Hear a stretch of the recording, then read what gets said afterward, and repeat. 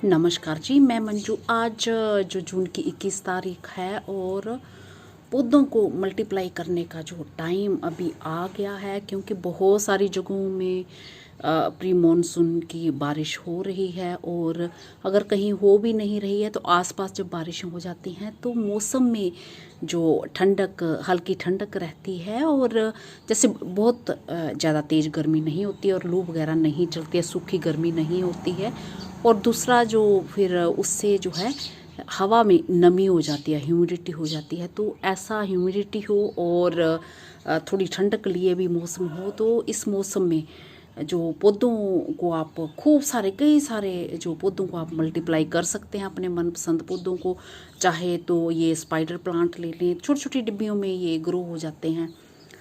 तो ये जो छोटी सी डिब्बी, ये देखा, ये छोटी सी डिब्बी है। ये डिब्बे के नीचे जो ऑयल का डिब्बा होता है ना, नीचे का हिस्सा जरा सा कट किया और ये देखिए मेरे हाथ इतना सा।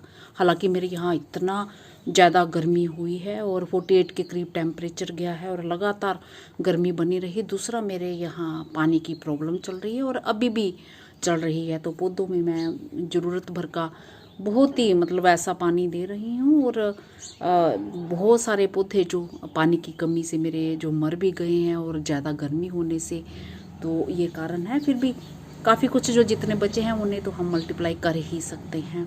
तो आप अपनी पसंद से जो भी पौधे लगाना चाहें, कटिंग्स लगाना चाहें, तो किसी भी चीज़ की जो भी आपका मन करता है तो आप लगा सकते हैं। चाहे कोलियस की लगाएं और चाहे आप ड्रेसिना की लगाएं और भी इस तरह के कई सारे। नहीं तो मैं ऐसे बताऊंगी, लिस्ट बहुत लंबी हो जाएगी। जो भी आपका मन करे, चाहे आम की कटिंग, किसी भी चीज़ की कटिंग लगाएं। तो किसी किसी चीज़ में जो बहुत लंबा टाइम लगता है, किसी में 3 हफ्ते कटिंग तैयार होने में लगते हैं, किसी में 2 हफ्ते में।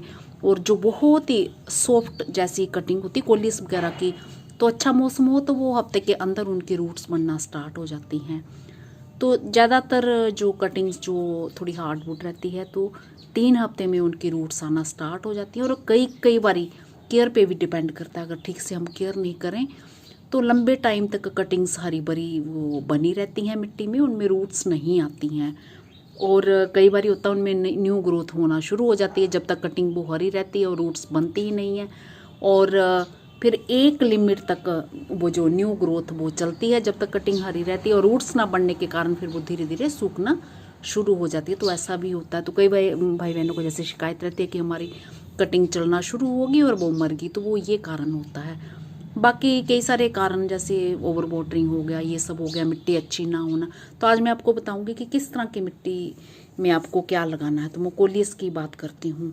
तो चलो आज हम कोलियस की कटिंग ग्रो करते हैं। तो बहुत सारे कोलियस जो मेरे आपने गार्डन में देखे होंगे तो वो मेरे मर गए हैं और मैं कोशिश करूँगी कहीं कहीं से मुझे कटिंग्स मिले जो मेरे पास है, तो उन्हें मैं जो ग्रो करने की कोशिश करूँगी। तो सबसे पहले मैं मिट्टी की बात करूं तो इस तरह की मिट्टी होनी चाहिए, भुरभुरी जैसी। खेतों में ले आइए, जैसे रेत वगैरह मिली हुई मिट्टी होती है ना वो। और जब भी आप कटिंग्स वगैरह कहीं भी ग्रो करें तो ताज़ी खाद वगैरह मत डालें। खाद में ये होता है कि बरसातों के टाइम एक तो ह्यूमिडिटी होती है, नमी बनी रहती है और कीड़े वगैरह हो जाते हैं तो कटिंग को वो भी खा जाते हैं। और ओवर वाटरिंग होने से मिट्टी अगर हार्ड होगी तो पानी उसमें रुका रहेगा लंबे टाइम तक। धीरे धीरे जो उसका रिसाव होगा और ड्रेनेज सिस्टम चाहे आपने बढ़िया रखा हो तो लंबे टाइम तक खूब पानी रुका रहता है, तो कटिंग फिर वो हमारे नीचे का हिस्सा गल जाता है।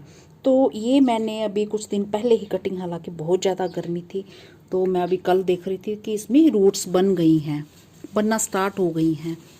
तो ये किस तरह की कटिंग लेनी है आपने, इस तरह की ये कोलियस की कटिंग ले लो। और ये पुराने जो पत्ते हैं तो इन्हें ऐसे तोड़ दो आप इस तरह की। तो इससे छोटी भी कटिंग ले सकते हैं, बट मैं इतनी बड़ी लूँगी। कई बार ऐसा होता है ना कि ये हमारा हिस्सा अगर गल गया है, नहीं चला, तो हमें इसे कट करके फिर इधर वाले हिस्से को लगा देते हैं तो वो चल भी पड़ता है। ये भी हो जाता है कई बार। तो बाकी बस ये इतने पत्ते तोड़ देते हैं, इतने रहने देती हूँ मैं। ये इस तरह से करते हैं। तो एक गमले में मैं 3-4 कटिंग लगा दूंगी। अगर हमारी तैयार हो जाएंगी तो फिर हम रूट्स के साथ कहीं भी इन्हें जो ट्रांसप्लांट कर सकते हैं। तो पहले मैं आपको ये वाली कटिंग दिखाती हूँ, इसके रिजल्ट्स दिखाती हूँ। ये अभी मैंने डेट तो नहीं नोट की, अभी अभी 21 तारीख को लगाई है। तो मैं अभी कल देख रही थी कि इसमें फिर मैं इनका वीडियो शेयर करूं। तो ये देखिए इसके रूट्स ये बढ़ना स्टार्ट हो गई हैं।